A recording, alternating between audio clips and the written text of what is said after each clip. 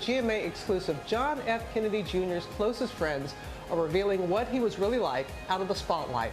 It's a beautiful new documentary, I Am JFK Jr. Here's a look.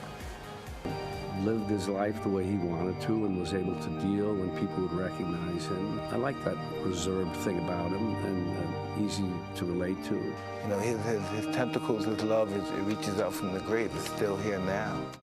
Joining us now, Rosemarie Terenzio, the executive producer of the documentary. She was JFK Jr.'s close friend, personal assistant, wrote the book Fairy Tale Interrupted. It's great to see you again. Thanks, great to see you This too. looks lovely. I hadn't had a chance to see it yet, but you said it's really to introduce him to a new generation, young people who don't even realize who he was. And you know, we lost him at 38 years old, and I think if he knew that, he would want to be, he'd want to be remembered. Yeah. And it's important for young people to know his place in history. Absolutely, Yeah. and some close friends. We see the list of people who are a part of it. What are we going to learn? Those of us who do know John, he'll always be John to me. What are we going to find out? Well, I think one of the most surprising things is the eclectic group of people that he associated with, from Ann Coulter, Mike Tyson, Cindy Crawford, Robert De Niro.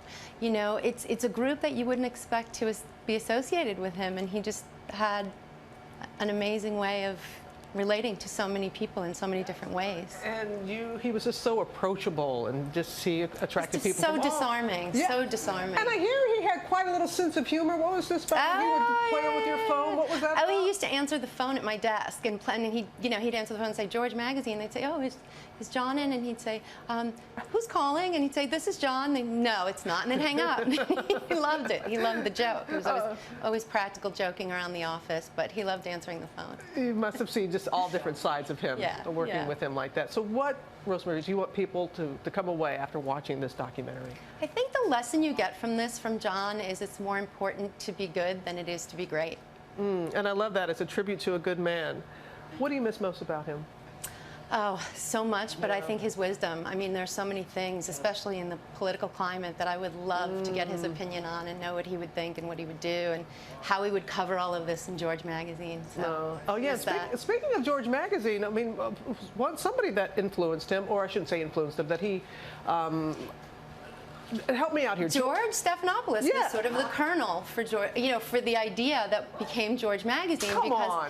No, I mean, at the time, George was, this young, interesting guy who was in the middle of the political. Why do you say was? He still is a very interesting guy. He is. But at that time, in the political pop culture realm, George was the guy.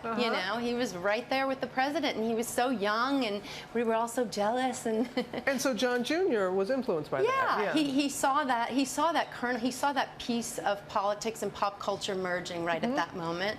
All right. Well, thank you very much. Now we're not going to be able to live with George now that he knows that. And he's going to take claim that the magazine was named after him. Okay, we'll leave it at that. Rosemarie, it's always a pleasure to spend you. And thank you for your love and devotion. And we cannot wait to see the documentary. And I Am JFK Jr. airs tonight on Spike TV.